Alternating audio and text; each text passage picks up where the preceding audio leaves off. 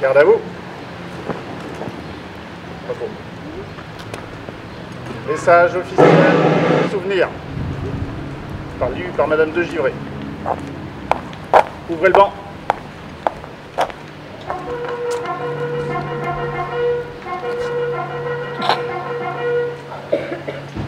Message de Patricia Miralles, ministre déléguée auprès du ministre des Armées, chargée de la mémoire et des anciens combattants. Chaque année, le dernier dimanche d'avril, la République se recueille. Elle se recueille pour nommer les absents, pour rendre justice aux visages effacés, pour transmettre aux vivants ce que la mémoire seule peut sauver de l'oubli. Aujourd'hui, nous commémorons une blessure qui a failli emporter le vieux continent.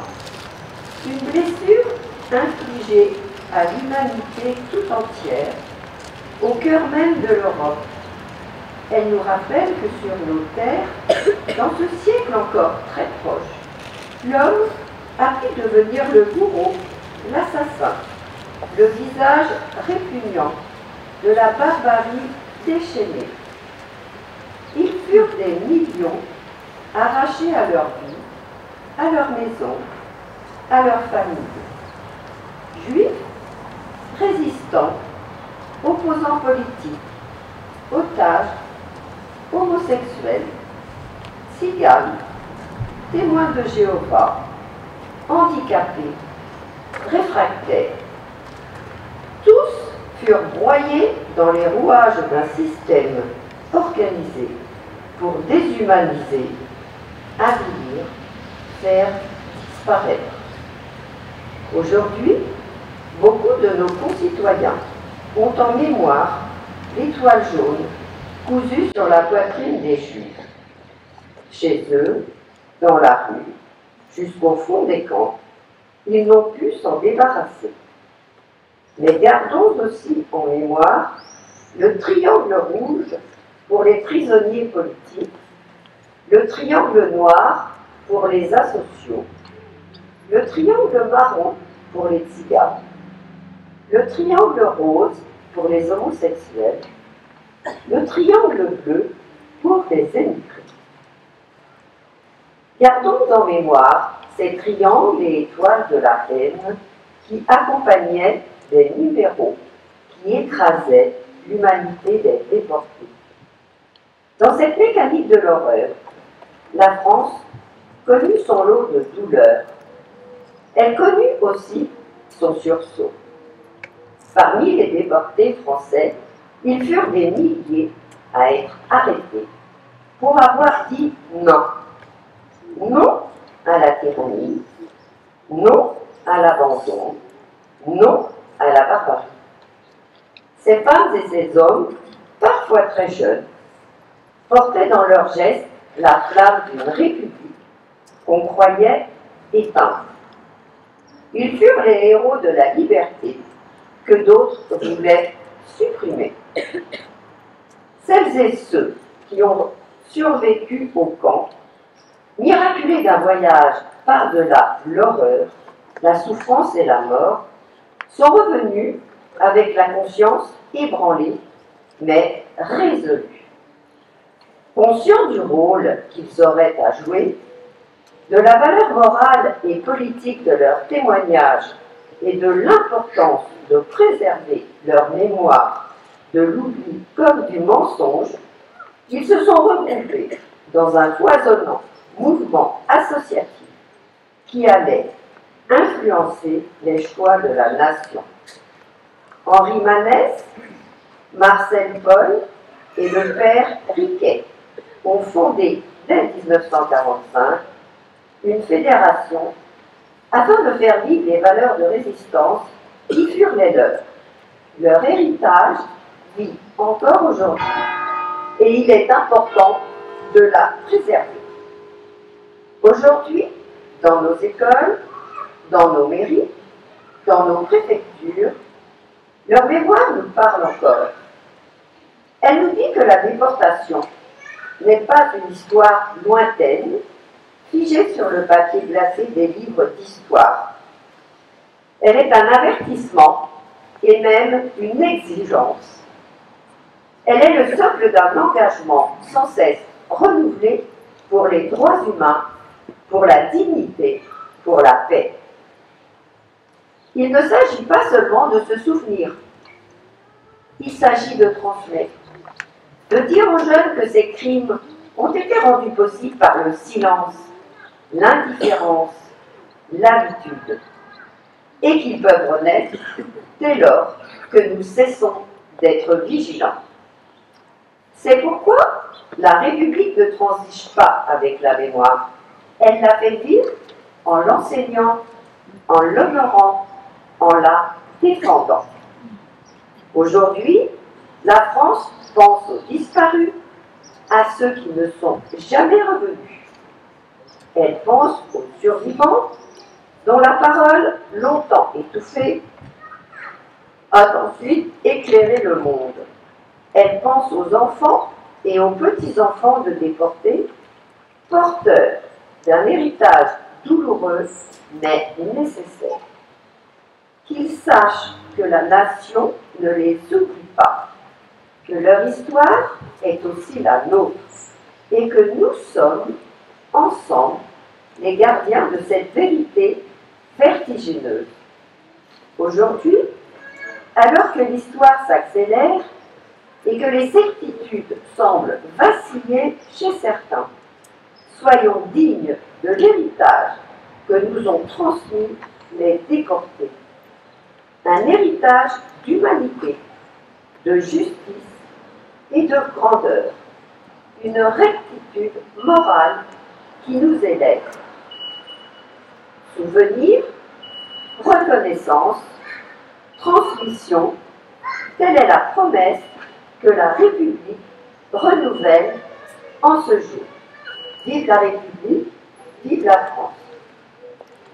Fermez le banc.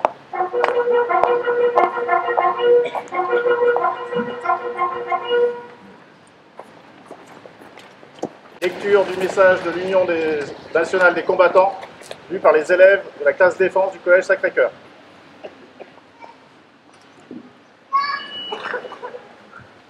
« 8 mai 1945. Il y a 80 ans, depuis le 25 août 1944, à Paris est redevenue la capitale de la France.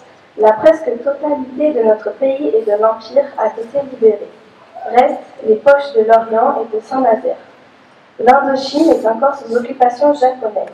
Les Alliés, dont les troupes françaises occupent l'Allemagne nazie. À Berlin, le maréchal Wilhelm Keitel signe l'acte définitif de capitulation devant les représentants des vainqueurs. Le maréchal soviétique Gorgi Zhukov, le maréchal de l'air britannique Arthur Tedder, le maréchal américain Karl Spaatz et le général Jean de Lattre de Tassigny, futur maréchal de France. À Paris, le même jour, le général de Gaulle déclare « La guerre est gagnée, voici la victoire, c'est la victoire des Nations Unies et c'est la victoire de la France. » Prisonniers de guerre, déportés, déplacés, STO, exilés, réfugiés, et malgré nous, commencent à rejoindre leur foyer. L'horreur des camps de concentration et d'extermination nazis, ainsi que de la Shoah, apparaît au grand jour. L'heure est au bilan, à la reconstruction, les mémoires s'affrontent déjà pour pouvoir, sur fond de légitimité et de lutte politique, l'épuration accentue des clivages.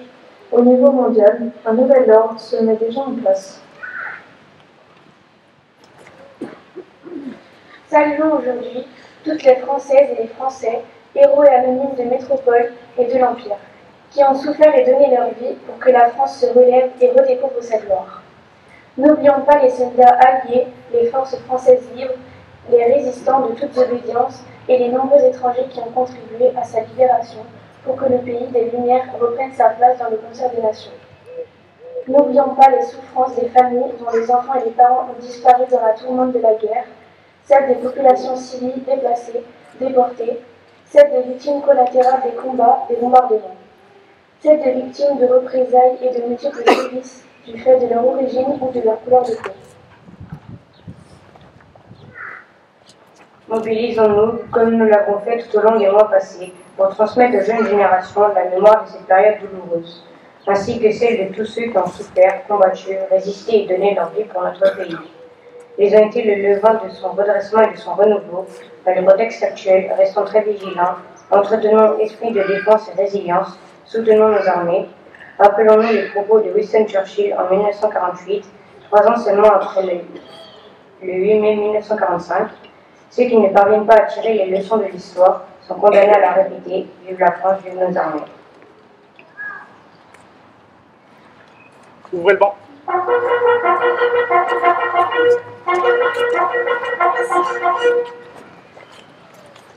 Lecture de l'ordre du jour numéro 9 du maréchal de Tassigny.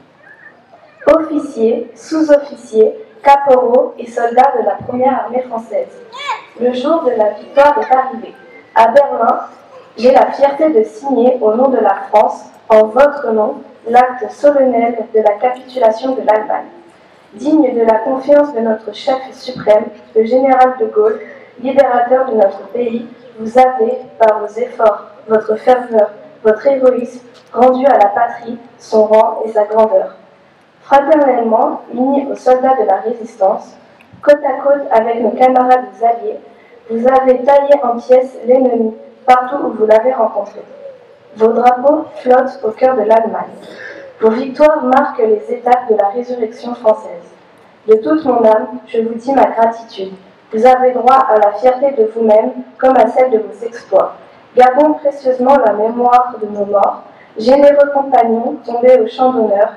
Ils ont rejoint dans le sacrifice et la gloire pour la rédemption de la France, nos fusillés et nos martyrs. Célébrons votre victoire, victoire de mai, victoire radieuse et de printemps qui redonne à la France la jeunesse, la force et l'espoir. Soldats vainqueurs, vos enfants apprendront la nouvelle épopée que vous doit la patrie. Message du secrétaire d'État et des Hautes Armées, lu par M. Olivier.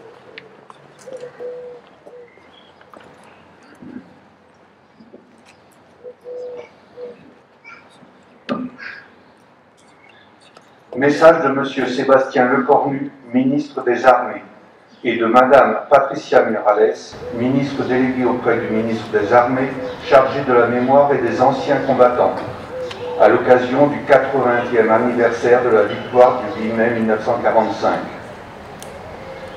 Le 8 mai 1945, quand la nouvelle de la victoire parvint à Paris, le général de Gaulle, qui incarnait la voix de la France libre et combattante, adressa ces mots à la nation.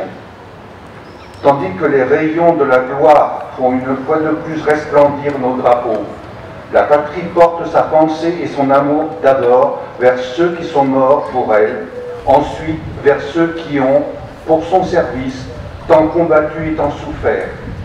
Pas un effort de ces soldats, de ces marins, de ces aviateurs, pas un acte de courage ou d'abnégation de ses fils et de ses filles, pas une souffrance de ces hommes et de ces femmes prisonniers, pas un deuil, pas un sacrifice, pas une larme n'auront donc été perdus. Le sacrifice pour la victoire avait été immense. Aux soldats morts, blessés, prisonniers, aux résistants foudroyés ou torturés, s'ajoutaient les civils assassinés et déportés, en particulier les Juifs morts dans la Shoah, ainsi que les champs de ruines laissés par les durs combats de la libération. La France était meurtrie, mais un peuple entier avait survécu à l'une des pires épreuves de son histoire grâce au soutien de ses alliés. Le 8 mai 1945, à l'heure de la capitulation allemande, qui allait bientôt être celle de la découverte de l'ampleur des crimes nazis, l'heure était aussi déjà à la reconstruction pour que jamais ne se reproduisent les erreurs de 1940 et pour que la France renoue avec sa grandeur. C'est dans l'épreuve que se forgent les grandes nations. Et le 8 mai 1945, la France décidait de se choisir un grand destin. Dans l'effervescence de la victoire et pour faire écho aux immenses sacrifices consentis pendant les années de guerre, les Françaises et les Français reprenaient confiance en eux-mêmes. Ils choisissaient de redonner au pays son indépendance, sa puissance et sa prospérité dans un monde où tous les équilibres se redessinaient autour de deux grandes puissances. Cette ambition a permis de construire un modèle français qui fait notre grandeur et notre fierté dans les domaines militaires, sociaux, scientifiques, industriels, économiques et culturels. Aujourd'hui, nous jouissons encore de cet héritage de la libération, des choix courageux de nos grands anciens. Par-delà les clivages, ils ont su porter le pays vers le meilleur de lui-même. Alors que le cycle des commémorations du 80e anniversaire de la libération se termine, dans un monde où les menaces se multiplient, où des menaces anciennes planent à nouveau sur le pays, alors que les rapports de force internationaux se reconfigurent, souvenons-nous des sacrifices qu'une génération entière de Françaises et de Français a acceptés pour libérer le pays, pour le reconstruire et pour nous donner les moyens de notre souveraineté. Vive la République, vive la France. Fermez le banc.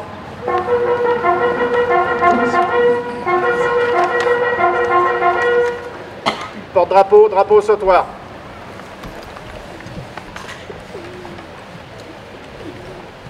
Dépôt de gerbe de Monsieur le maire.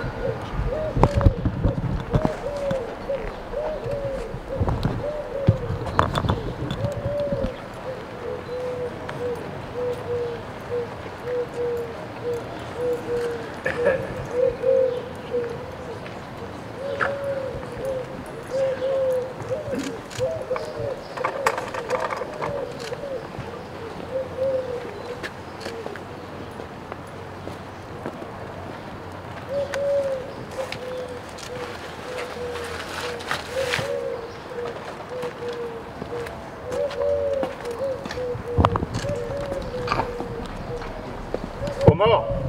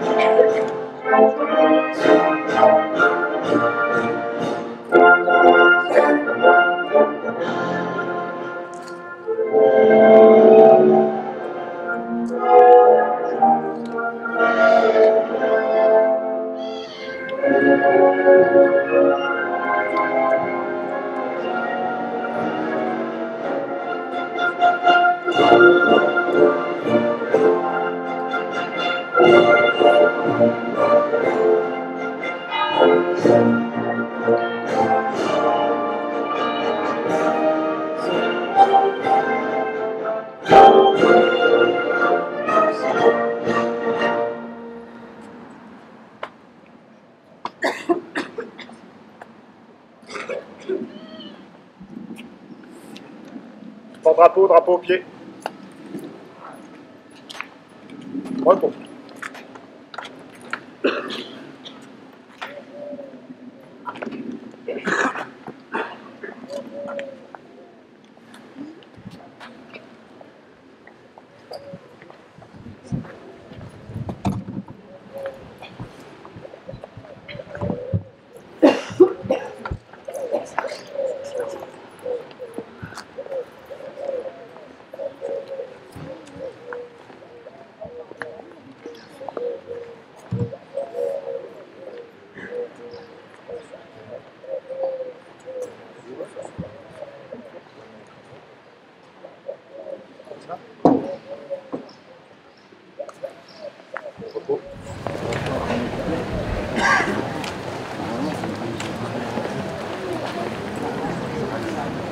Porte-drapeau, honneur au monument.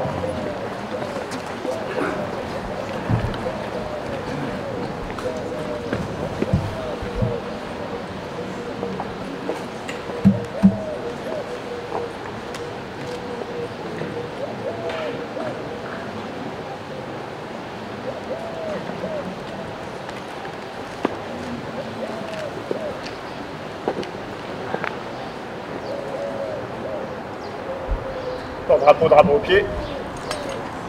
Discours de Monsieur le maire.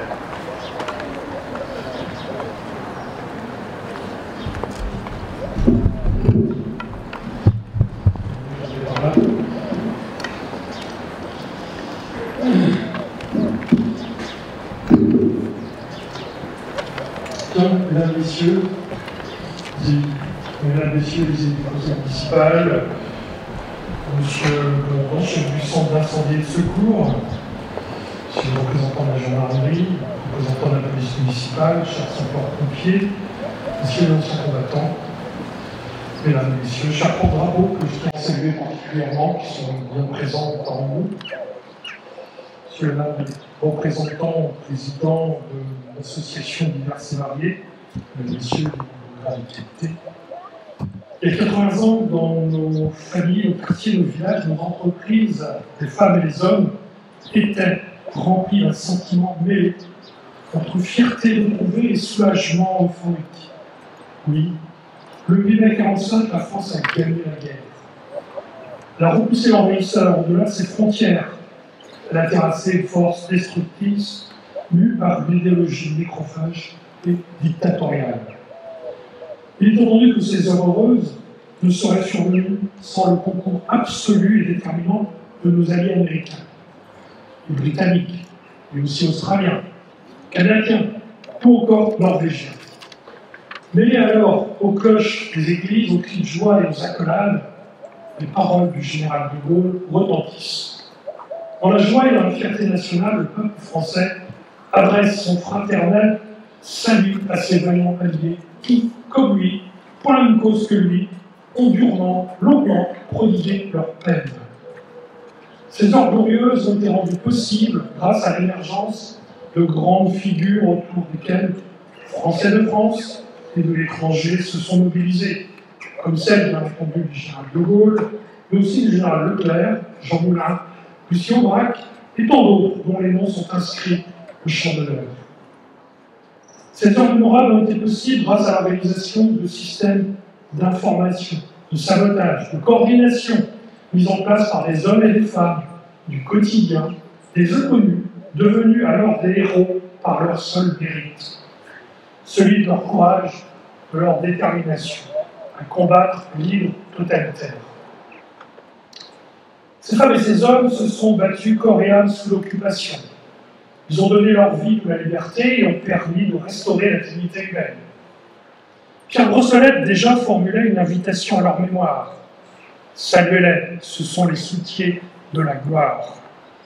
Je vous invite tous, je demande à chacun d'entre vous, et plus particulièrement aux parents, avec leurs enfants, de prendre le temps de visiter le musée de la résistance bretonne à Saint-Marcel, d'aller regarder ces visages de nos voisins d'hier, de s'imprégner des réalités, de ce formidable élan de générosité et de fraternité sans lequel rien de tout cela n'aurait été possible.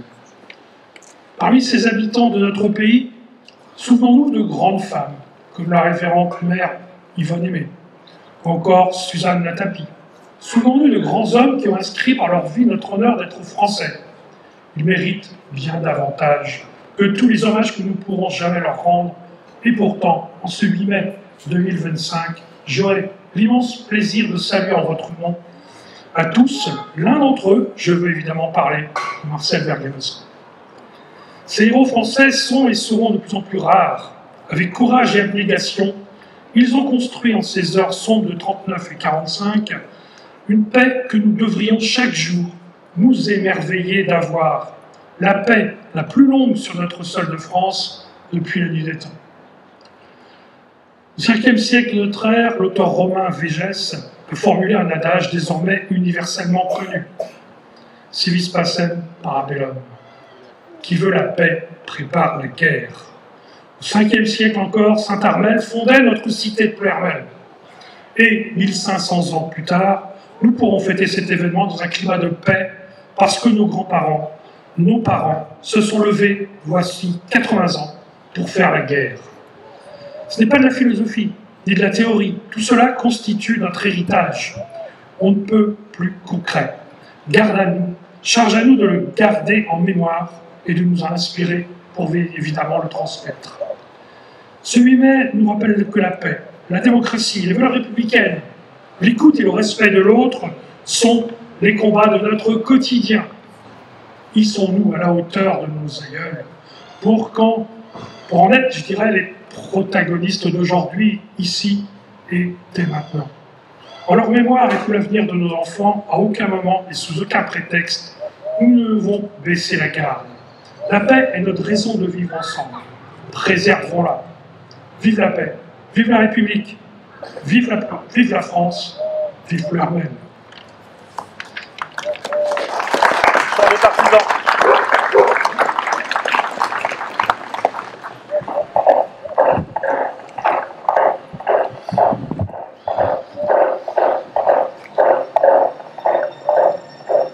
As-tu entendu le vol noir des corbeaux sur nos plaines? Ami, entends-tu ces cris sourds du pays qu'on enchaîne? Oh, et partisans, ouvriers, les paysans, c'est l'alarme. Ce soir, l'ennemi connaîtra le prix du sang et des larmes. Montez de la mine, descendez des collines, camarades. Sortez de la paille les fusils, la mitraille, les grenades. Oh, et les tueurs à la balle et au couteau, tu évites. Oh. Ouvrez le banc.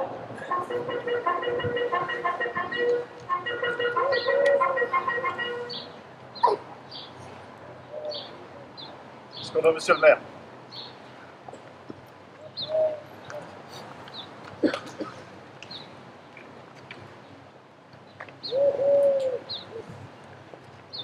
Jean-Marcel, je m'en doutais. Je pensais l'avoir anticipé, mais non, la réalité est là. Contrairement aux apparences, tu es grand et je suis petit. Je sais me faire le porte-parole de toute l'Assemblée, bien plus largement d'un peuple immense, en te disant que devant toi, je me sens petit. Mais certainement pas cette petitesse qui réduit, qui amenuise ou qui ridiculise. Non, cette petitesse qui permet de se tenir à l'écoute, d'apprendre, de s'imprégner du savoir-faire et du savoir-être du plus grand que soi. Je suis élu depuis 30 ans. J'ai participé à plein d'aventures et de projets pour Ploermel, évidemment. Pour Ploermel Communauté, pour le département du Morbihan, pour la région Bretagne. Mais que sont ces 30 années au regard des années au cours desquelles tu as servi ton pays, le pays d'adoption de tes parents, qui en 1922 sont venus d'Italie et ont choisi de devenir français? Combien d'habitants 10 Français de souche ont fait autant que toi pour notre beau pays. Combien d'élus comme moi ont eu ton courage, ton audace, ta ténacité pour sauver des hommes et des femmes, pour conquérir la paix et la liberté, pour honorer les valeurs de notre nation. Alors oui, Marcel, aujourd'hui encore et demain encore davantage, j'espère, nous sommes là pour te rendre hommage. Je sais que tu n'aimes pas trop cet exercice et te prie de le voir comme la continuité de ton action d'autrefois lorsque tu crevais les pneus des véhicules de l'armée allemande, lorsque tu sabotais des lignes de chemin de fer et des lignes électriques, ou que tu faisais de l'espionnage en leur apportant des denrées issues de la ferme familiale. Je pense que tu ne me contradieras pas en disant que lorsqu'on a ainsi servi un jour, on ne s'arrête plus. Je sais bien que tu n'as plus besoin de médailles. Chevalier de Légion d'honneur, chevalier de l'Ordre national du mérite, titulaire de la Croix de guerre 39-45, de la Croix du combattant volontaire 39-45, de la Croix du combattant volontaire et de la résistance, du titre de reconnaissance de la nation et de la médaille de la libération 39-45. Mais nous avons besoin de t'en remettre une de plus, de montrer notre gratitude et ce faisant, marquer notre attachement à ton œuvre et à travers elle, notre attachement à la grande histoire de France. Le 8 mai 2018, en présence de ton ami Félix Rouleau, ancien FFI lui aussi, tu me remettais le drapeau des FFI en tant que maire de Pérmel. Tu m'as fait une demande ce jour-là. Tu m'as demandé de pouvoir conserver l'usage de ce drapeau pour les obsèques des derniers résistants. Ce drapeau de 1946, bien entendu, est toujours là, exposé dans une vitrine à la mairie. C'est le drapeau de l'amicale des FFI et des CVR, les combattants volontaires de la résistance. Une fois encore, ce jour-là, tu pensais aux autres avant de penser à toi. Tu voulais saluer tes nombreux compagnons, parmi lesquels je citerai Louis Guimard, Louis Charel, André Pondard, Henri Calindre, ou encore Jean Daniel. Cher Marcel, je me souviens de cette promesse. J'ose croire qu'elle nous unit autant que le respect et l'amitié que j'ai pour toi. Et le jour où je transmettrai les chartes de mer à mon successeur, je le lui rappellerai, afin que cette œuvre de transmission soit perpétuée. Je ne vais pas aller plus loin. Je ne vais pas raconter ton histoire, tu l'as fait et tu le fais certainement bien mieux que moi. C'est d'ailleurs une mission indispensable pour que l'héritage de tes compagnons et de vos faits de guerre nourrissent nos mémoires et guident nos actions.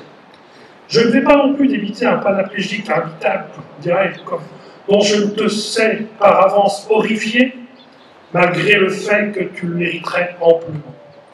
Je vais simplement et amicalement, au nom des Plouermelaises et des Plouermelais, te remettre la médaille de la ville de Plouermel, faisant de toi le citoyen d'honneur de Plouermel, en reconnaissance de tes actes pour notre liberté et en l'honneur de ton 100e anniversaire. Marcel, une fois encore, merci pour tout. Vive la résistance bretonne, vive la paix, vive Plouermel.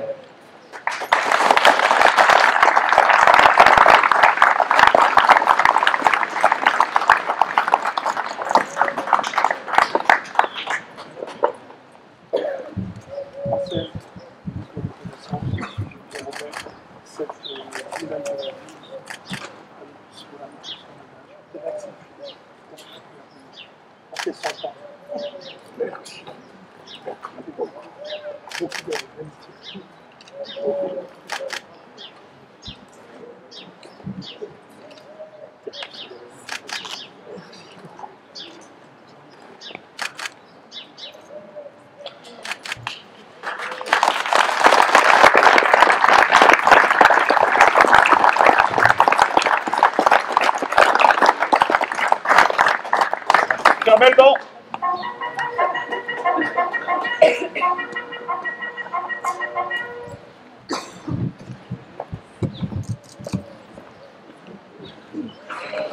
En vous remerciant toutes et tous d'être venus si nombreux, c'est vrai, c'est important dans cette belle place aujourd'hui, place d'Armes. Merci d'avoir rendu hommage à notre ami Marcel Perquemasco. C'était à l'occasion, j'aurais souhaité le jour de ses 100 ans. J'ai vu un empêchement de dernière heure qui ne m'a pas permis de me rendre à cette scène. J'avais promis de le faire en ce jour de commémoration qui, bien entendu, pour nous est important, comme pour toi, bien entendu, Marcel. Je tiens à saluer particulièrement et à remercier ceux qui ont contribué, notamment les jeunes de la section défense du collège Sacré-Cœur ont été présents en cette cérémonie et qui accompagnait en adjointe Isabelle Durbal pour fleurir, je crois qu'on en avait deux, au moins deux monuments extérieurs qui méritent fleurissement, bien entendu, en ce jour. En tout cas, dès à présent, je vous invite à ce qu'on puisse se retrouver devant le pot républicain habituel, à la salle des fêtes, au premier étage, car on est envahi par un loto au rez-de-chaussée. Donc à tout de suite, merci à vous encore pour votre présence.